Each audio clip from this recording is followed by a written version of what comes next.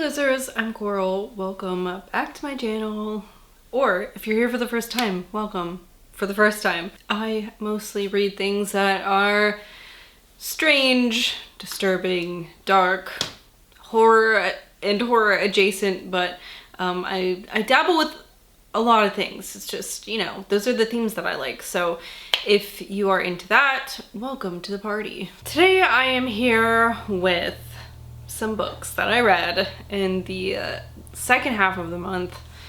Not a ton of stuff, but it was kind of a weird busy month. I had my daughter's birthday, our neighbors are moving, they're leaving tomorrow night. They're moving out of state, which makes me like deeply sad. So like we've been, you know, helping with these small things for them.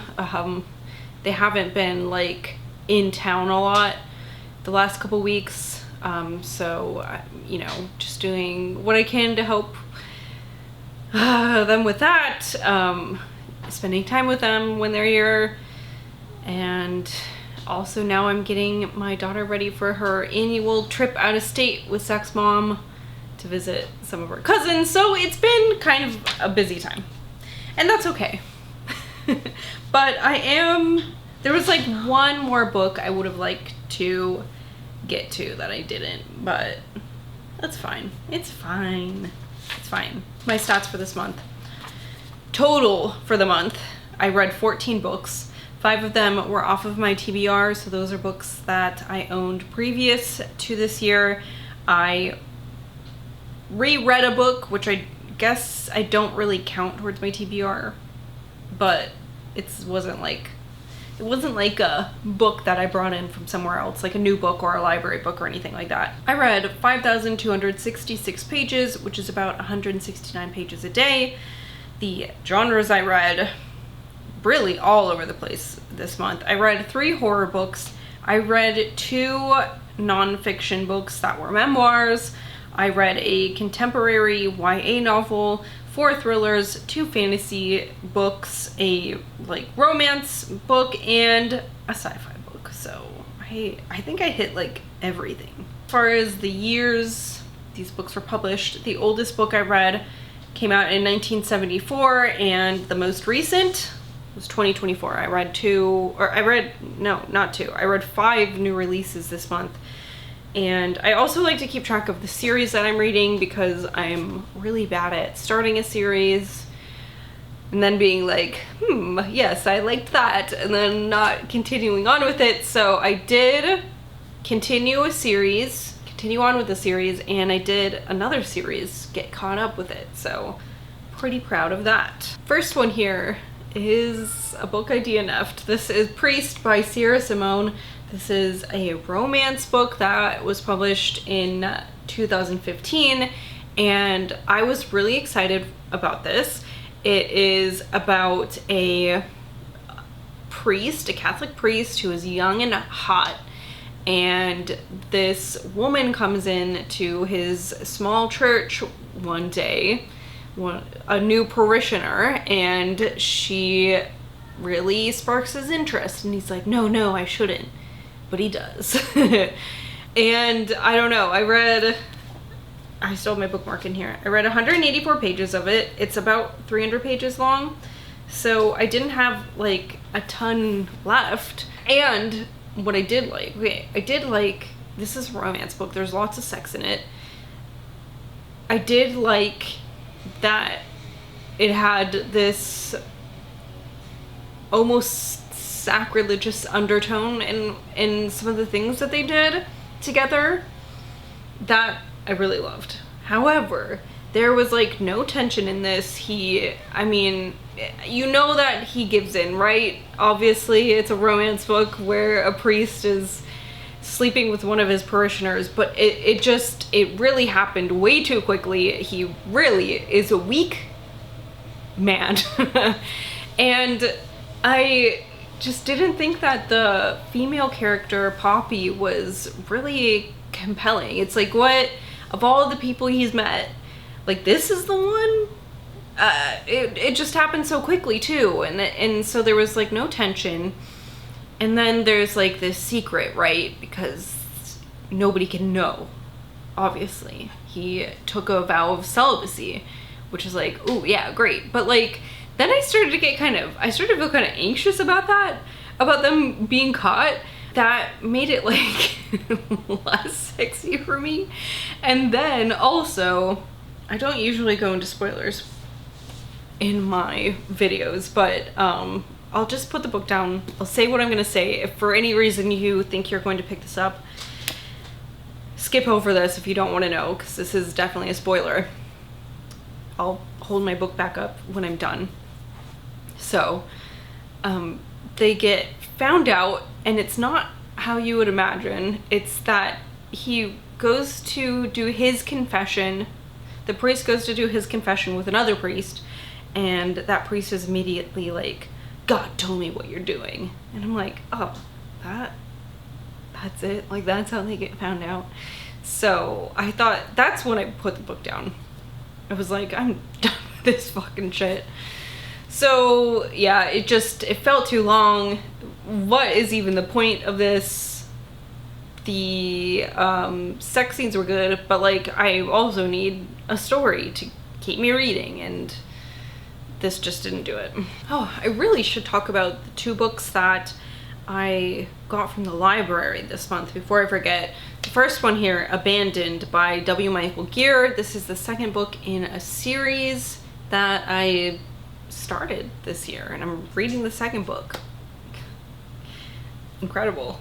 This one came out in 2018, and it's a sci-fi novel, so it's a continuation of this series. Like I said, it all takes place on like a deep space planet called Donovan that's kind of become almost like to me, it reminds me of like a frontier town, because it's so far out that the government, the Earth government, can't really oversee things very well. So in the first book, like, they get like a company ship sent back there. Finally, after many, many years, like, the people on Donovan are, at this point, they've run out of supplies from Earth, so like, they're making their own shit. They're trying to figure out how to live on this wild planet on their own, survivalists, you know. So then there's this clash when like the government comes back in, and you know, some things happen. So this is kind of a continuation of that, but there is this main plot line in this one where this man who came over on the government ship, he's like a Marine, I think, something like that. He gets stranded in the jungle on this planet, and he finally finds like some people living out, like survivalists living out away from like the big city on this planet. And it's just like a group of lonely scientist women with empty, aching wombs. And they're like, oh, we need a husband. And he's like, I could be that husband. So like, that just really threw me off. I was like, oh my god, this is so fucking cheesy, so ridiculous, so cheesy. So because that was like those characters were who we were following for the most part in this book, I really did not enjoy this as much as I liked the first one. But you know, there's some other things that come up, obviously, subplot points, things that you know are going to carry on through into the next book that were interesting. But also in the first one, there's like this spaceship that comes up that was supposed to be to Donovan like years ago, and like it just now is showing up. They're like, oh, that's so crazy. So they go, they don't hear anything from it, and they go up there, and it's like weird stuff have happened, right? I don't want to get into spoilers, I guess.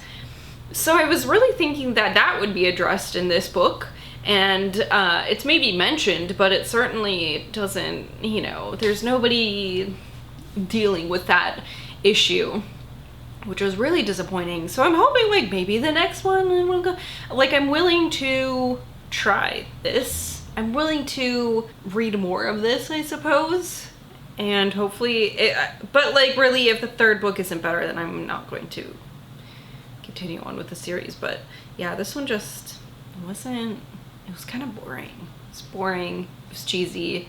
It really felt like a fantasy. And I say that after reading a real smut book, which is like 100% like sexual fantasy, but this definitely felt like a sexual fantasy too. It was weird. On to the next book. I listened to Down with the System by Serj Tankian. He is the frontman for System of a Down, and he is like a political activist, a musician, just an all-around really interesting person. So when I saw that my library offered this audiobook, I was like, yeah, I'd love to listen to that. So it's read by the author. He has just such a really nice speaking voice too. This book deals with like his past, his history.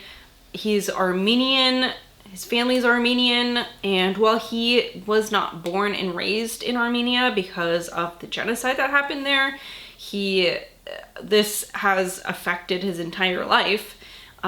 So he has done a lot of activism to even just get governments to publicly acknowledge that this genocide happened, because the country that committed this genocide will not admit that it happened. And because the US, is kind of at that point friends with this government, they also would not acknowledge this because they knew that that country would be very upset if they acknowledged this genocide that they had committed. And so it is honestly so frustrating that it's like an open secret. Everyone knows that they did this. Why won't anyone just flat out say that it happened? Like, that's all he wants, is be able to acknowledge that this happened, right? And because that's the first step. And nobody can even take the first step and admit that it happened. So very frustrating. But it also, talks about his past growing up, his emigration to the United States when he was a child, his family, how hard they worked as immigrants, and became involved in music because he wasn't one of those people who was like, oh yeah, I always played music, I was always doing this and that. It really wasn't until he was like an adult that he became interested in that. And he talks about the creation of System of Down, working on music with them, touring with them, stuff like that, kind of conflicts between band members, things like that. It was really interesting. It talks about, after he was not so involved in being the frontman for System of a Down, how he went on to create his own music. He does like video game scores and has done like orchestral music. I don't know if it was a symphony or not, but I can't remember if it was a symphony or not. But he's worked with some really incredible people and has really just tried to be a good person. And I think that we could all take, some advice from him as far as just trying to be a good presence on this planet and not a negative presence on this planet, which is so easy to do, I thought that this was a great memoir, and it was even better listening to it as an audiobook where he read it, and I learned some stuff about like world history that I didn't know before, so that was really cool. I also read Night Film by Marisha Pessl. I actually just finished this last night. This was published in 2013, and this is a thriller, a really interesting one. There's like mixed media in this, which made it really interesting here and there. But really it's a story of a investigative journalist who has this interest in a reclusive, strange film director named Stanislas Cordova. And he's just really an elusive person who hasn't been seen in public in decades. And he has this like cult following of people who love his films. But he seems like he's got to be a strange dude because of, the things that he creates. And this investigative journalist in the past got this lead that turned out to be false, and he thought that he was gonna like blow it up, like blow this dude out of the water, and it turns out it wasn't a lead that went anywhere, and instead it like brought shame on his family. Dishonor on him, dishonor on his cow. He like lost deals with people he was working with and stuff like that, and it basically ruined his career. Now years later, this director's young 20s, early 20s daughter dies, and it's believed that she died by suicide, but who really knows? And this guy, this investigative journalist, Scott McGrath, is like, I'm on the case. And yeah, this book is strange and dark and almost 600 pages. Like, it was strange because at times I was like, wow, I could not read this fast enough. And at other times I was like, oh my God, I wish that this would get to where it's going. But overall, I really enjoyed it. The mixed media made it like a real treat. You just really don't know. I at least did not know what to believe at any point when I was reading this. And even at the end, I'm like, now what really happened though? I have a theory, but it was a really interesting book. A lot of really interesting characters, so creative and strange. I don't know how this author put this together. It is really unlike any other book that I've read. And I really wish that Cordova was a real filmmaker, because I would love to watch his weird, creepy movies. Okay, and finally I read The Black Tongue Thief and The Daughter's War by Christopher Buehlman. This is a story about a thief who is indebted to his thieves guild, and they send him on a mission to clear his debt. He's supposed to like follow this woman, a veteran of the Goblin Wars named Galva. He's supposed to follow her because they think, the Thieves Guild thinks she's gonna do something that they might need to know about. And Kinch is a really humorous character. This book was very, very funny, and it gets very dark at points, especially when the goblins come. The goblins, so creepy, and there was just like a little bit of them in this book. So then the prequel came out, The Daughter's War, where we're following Galva, who, like I said, is a veteran of the Goblin Wars. And so we follow her time in an experimental branch of the military where they have bred these giant war corvids. So these giant crows, very smart, can understand language and speak, but it's still experimental, so there's some kinks to work out. And at this point, it's like the third leg of this war, and a lot of the only able-bodied people who are able to fight the goblins are women. So that's why they called it The Daughter's War. And so you get a lot of like history, a lot more world building, which I didn't think that The Black Tongue Thief lacked at all. But this really fleshes out really the history of the place better. And there is a really serious tone shift in this, because we're following a character who is not like a silly little weirdo like Kinch is in the first book. Galva is very much more serious, but I really enjoyed it, like, nonetheless. Even though I went in and I didn't even think about the fact that, like, oh, this is gonna feel different. And it really did. And at first I was like, oh, this feels really different. But this is just a totally different book. And I think that goes to show, like, how good of an author Christopher Buehlman is, that he can write in the same world and not get stuck in character, you know what I mean? He can write a totally different book, different main character, set in the same place, and it feels like it belongs here, but also you can markedly tell that this is a different character than in the first book. So yeah, the Corvids were great. I really hope we see some of them going forward. The goblins, so gnarly. There was some really great battle scenes in this, and I really, really enjoyed it. At the end, oh my god, I just wanted to cry a little bit. Like, my eyes got watery at parts in this book. It was really well written. I also think that if you want to, you could read this one first. You don't have to read The Black Tongue Thief first. You could totally read this first. It was a great prequel. It was a super great prequel. I don't think I've ever read a prequel that I was like, oh yes, this was so fucking good. Here it is, if you're looking for it. So yeah, those were fantasy books. This one came out in 2021, and this was a new release. So this came out in 2024. And I'm sad knowing that we'll have to wait some time to find out what happened after this, you know, because there's some serious shit going on there, and what's gonna happen? I'll have to wait now. Those are the books that I read in the second half of July. I'd love to know if you've read any of these, what you thought about them, what you read this month that you loved.